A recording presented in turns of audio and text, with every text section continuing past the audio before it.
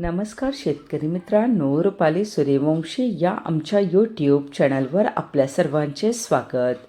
आज आपण कृषी उत्पन्न बाजार समिती नाशिक येथील कांदा बाजारभाव पाहणार आहोत.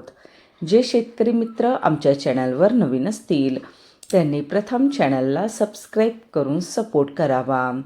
नाशिक येथे उन्हाळी कांद्याची आवक 4,165 क्विंटलची झाली होती.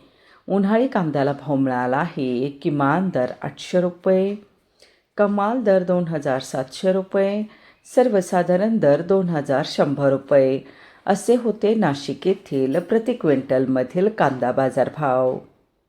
नाशिक येथे उन्हाळी कांद्याची आवक 4,165 क्विंटलची झाली होती.